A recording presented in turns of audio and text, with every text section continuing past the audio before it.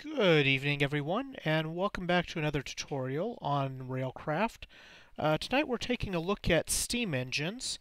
What you see in the back there is just an iron tank that I have filling with water. Its primary use is going to be for filling up some of the steam engines and boilers that we're going to be working with here. And what I have here is a very basic, this is the simplest form of a steam boiler that you could make, and it consists of a let's see, what is this called? A solid fuel box and a low pressure boiler. Uh, I'll go into how to make those here in just a moment. What I want to demonstrate is the basic commercial steam engine. Now, what I have set up here is really kind of a simple uh, really kind of do nothing machine, just so that we can demonstrate that demonstrate that this machine will do something of well, I wouldn't exactly call it use, but that it will actually do something. So we're going to take steam, we're going to connect our waterproof pipe to the boiler at the top here. And we're going to take this pipe that will be carrying steam over to our commercial steam engine. And now what we're going to do is let's grab a bunch of cobble.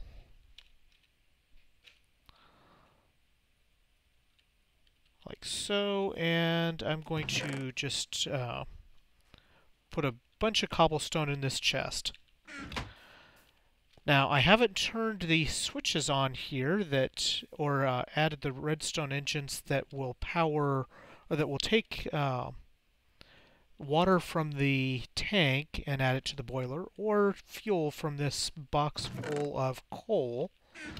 So let's go ahead and we'll stick a redstone engine here and give it a lever and turn it on, and this should start water flowing out of our tank here. I've got a pretty good supply of water loaded up right now, just so I just wanted to make sure that I'd have plenty of water available for testing this out. And now we'll go ahead and we'll put a redstone engine on the fuel side of the equation and start pumping fuel into the firebox here. Now what this should do, and it will take it a little while to actually start heating up and producing steam, but what this should do is actually start generating steam. You see now we have fire going here, and in this left column you can see that it's heating up. I believe these slots right here are for enhancements that I don't recall seeing anything for them in the game yet. Don't think these will go in there. Nope.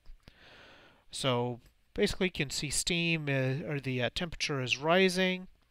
Our water level is slowly decreasing a little bit there, but we're staying well ahead of it, and we have steam being produced. Now we shouldn't need any sort of wooden pipes or anything like that to draw steam out of the boiler. It should actually automatically just start flowing as soon as it gets up to a certain level. See right now the temperature is getting nice and warm, and now you can see steam starting to flow out. And we should start to see steam coming into our commercial steam engine here in a moment. As soon as this pipe fills up, probably is when that will start showing up. I don't know for sure if this will run on the low pressure, or the low size boiler. Doesn't look like it's going to do so. We're definitely plenty hot here. And it looks like we are full of steam. Oh, I know what's missing. We need a lever. We need to actually tell it to do something. So you can see it's actually pulling steam into it now, and it looks like we're actually sending full stacks of items out of the chest here, or at least, yeah, we're sending full stacks. So let's actually grab a bunch more just so we can continue to see it do interesting things. And again, this is the basics, the basic commercial steam engine, being powered by a low pressure boiler with and it's just water being added in from the tank, and a line of coal being supplied to it. Now, one thing to be very aware of, if we turn off the water supply here, let's actually cut it off completely so it will start going down quicker. Actually, come to think of it, I don't want to do that right here. So we're going to take the fuel out and turn off our fuel supply. I will pause this here in a little bit and demonstrate what happens if you were to provide heat into a boiler without having water in it. I don't want to do that right next to this great big huge tank of water that I just painstakingly filled up. So I'll take water away from that before we try that out. Looks like the temperature is getting rather close to the top here. I'm going to back away just in case that does something particularly nasty. It should be, I mean, it should have plenty of water where it's not going to possibly explode or anything, but I don't know what happens when it gets to the top. That may just be the most efficient when it gets there, but better safe than sorry. Looks like it gets to 500 and it just stays there. So that should be the most efficient that it can possibly be. Now, again, this is the smallest of the boilers. We'll take a look at a bigger one here. And let me just go ahead and get the environment set up for it, and we'll actually build this, the bigger one, together, as well as some of the other machines that go along with it. I'll be right back. Okay, and we're back. As you can see, our water tank behind us here has considerably more water. Just for the curious, I basically just have two infinite water supplies suspended up there with pumps that are just happily loading water into it. Anyway, on to our next project, which will be a little bit larger in scale. Whoops, wrong item. We're going to, I think I can do 3 by 3 here.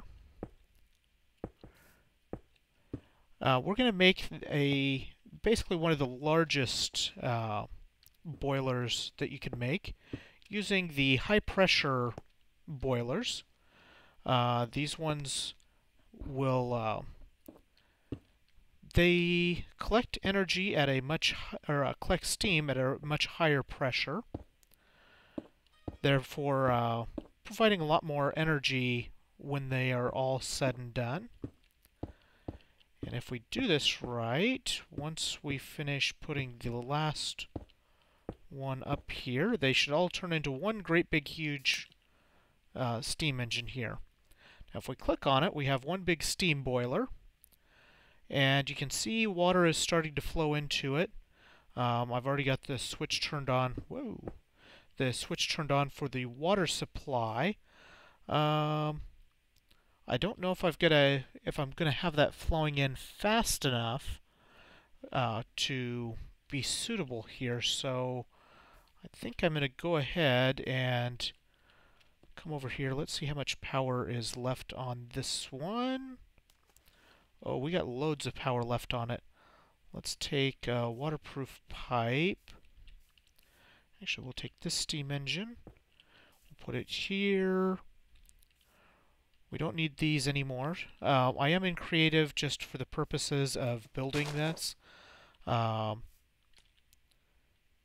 It just makes it easier to put some of these together for testing purposes. And a lever. Oops, there's my levers. Turn that on, and that should increase the amount of water that gets pushed through down to our boiler here. I want to get a fairly good amount of water filled up into the boiler before we actually add fuel to this, because this one in particular can explode with very nasty, or I'm told, I haven't tried it yet, but I'm told it will explode with very nasty results if we're not careful. This one does take a very long time in order to actually finish, in order to heat up. And you can see it's going through coal very, very quickly, trying to heat up here. We're definitely keeping ahead on the water supply, but it's very slowly building up the temperature there. So I'm actually going to go ahead and grab a full stack of coal from our chest there and drop that in place just to help get things started.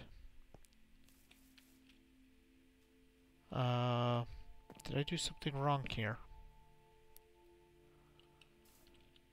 That was supposed to make those go faster around the corner.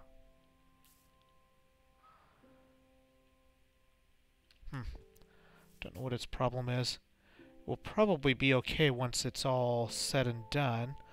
As you can see, it's going to take quite some time for it to heat up. Now, we do also, we've been using the solid fuel fuel boxes here. There is also an option of a liquid fuel fuel box that instead of using coal, will use oil or fuel, one or the other, your choice. Kind of depends on what your resource availability is, I guess. Looks like those are actually extra. Looks like that's where you can load up some extra fuel if you were getting ahead of the game. Good to know. We'll just load it up like so. You see our water's still catching up. We are slowly getting our temperature up here, but we're not even close enough to, even remotely close to making any steam out of this yet. I'm going to go ahead and pause the video here until we actually get this temperature built up a little ways, because there's not really much more to show until that happens. I will be right back. Okay, and we're back. I did a little bit of adjustments here. I switched over the boiler to use, or our supply line to actually use coal coke instead of regular coal. Seems to be working a little bit better. I also hooked up this other boiler so that it would, besides supplying water just to this boiler, it would also supply steam over to another engine over here. I think we're actually getting a little bit overloaded here, so I'm going to go ahead and take this one away and put the switch over here just so we can control those separately. Seem to be getting a little bit too much coal coke going in there. So basically the coal coke seems to be doing a better job of heating things up and getting things running.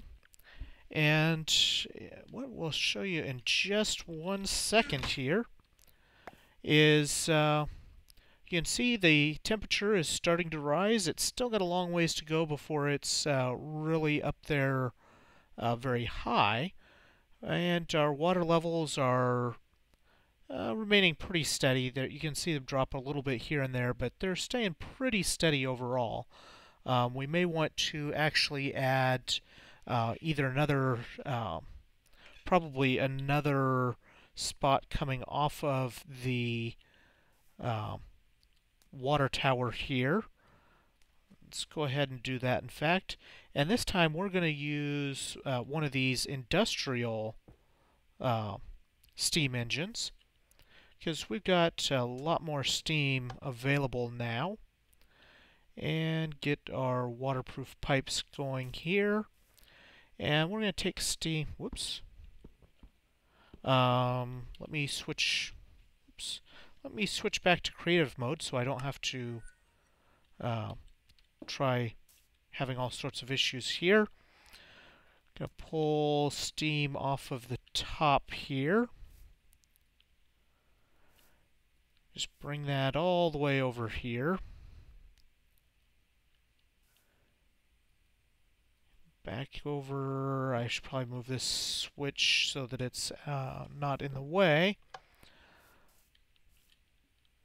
And put the switch right back where it, right back in the way. And connect that steam, and that should get that steam engine going. And then we need to actually connect this water. That should do the trick.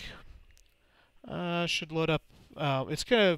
Water's actually going to flow both directions, but ultimately it will flood the pipe and lock it up so that it will all go where it really needs to go. The one nice thing also about the coal coke, I don't know if you noticed earlier, but the coal was going super fast here. It's like 2 seconds per coal, and the coal coke seems to last a little bit longer there, so that's another nice little benefit here. So yeah, now we got a little bit more water strength, a little more water pressure pushing water into the boiler here, so we don't have to worry about it going dry. Our water tank is still gaining water, so we're not going to run out of water anytime soon. Now, what I thought we would do, just to demonstrate just how powerful these engines are, is I thought we'd take one of these industrial steam engines and put it over here on this refinery. And this is just a basic refinery. There's nothing special about it. I'm just using it as an example here. Bring our waterproof pipe that we're going to use for steam up here. Oops. You do have to shift-click when you're clicking on the boiler itself to get the steam out of it. Otherwise, you will end up just looking at its status instead, which doesn't really help you much. Let's see, which way is on? Which way is on? Okay, there we go. So they do seem to take a little bit of time to warm up once they start getting steam going into them. Then they'll start pumping like nice little furious little pumps they are. I didn't program the refinery, but I did fill it with oil on both sides, so it should automatically just produce fuel. As soon as that gets moving, we should see these move pretty at the a pretty good pace here. So right now we're producing 8 millijoule per tick, and the stored energy is rising. So I believe this will actually go up some additionally as well once the stored energy climbs sufficiently. So that's just one usage. You can see now it's showing up as green, and this one is red over here. To be honest, I'm not sure if these... Well, I guess that answers that question. These steam engines... Either that was the engine or the boiler, I don't know. Oh, that was the engine. So, Word to the wise, your steam engines can and will explode if they are not actually under sufficient load.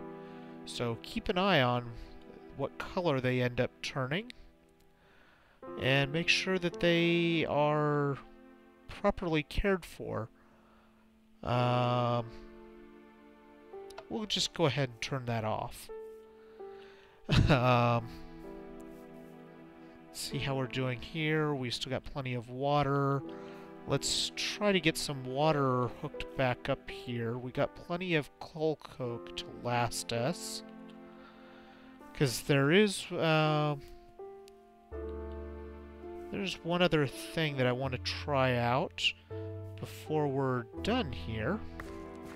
Fortunately, that didn't seem to damage our tank, even though it kind of blew a hole everywhere else. We still have plenty of water in the tank. Yeah, that was very unexpected there. If anything, I'd expected one of the one of the boilers to explode, not the engines themselves. I just looked over and noticed it was red and getting redder, and anyway, so there's let's see, do I have it? There it is. One other item that is part of this whole steam engine component is the steam turbine. And this is built kind of like a rock crusher. It's a 2 by 3 by 2 housing. And you can see there we just got our entry, or our view here. We take a turbine rotor, and the recipes for these are all available on the website, so I'm not going to go through all the recipes for these items. And we stick a turbine rotor in there. And now the tricky part is, in order to get this running at max power, it takes a lot of steam. I'm going to wire cable. I'm going to cable this up to, let's see. Let's grab an MFSU, and we're going to stick this. We're going to stick a couple of these over here.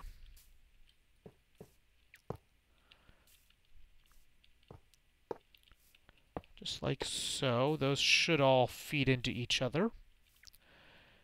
Oops. And we're going to wire off of this turbine over to our MFSUs. Now this takes a lot of steam in order for it to work at its full efficiency. So we're going to have to be a little bit creative on how we run steam over to it. Because my understanding here is it takes 4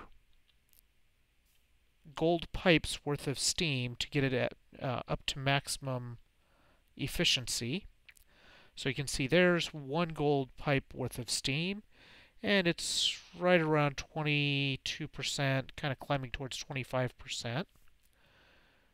And you can see we're gaining energy here,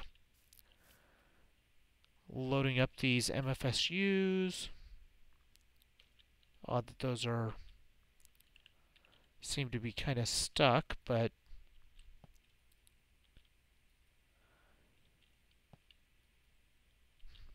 I'm not sure. I guess it's filling up this and then sending a packet all the way down. But anyway, we're at 25% right now.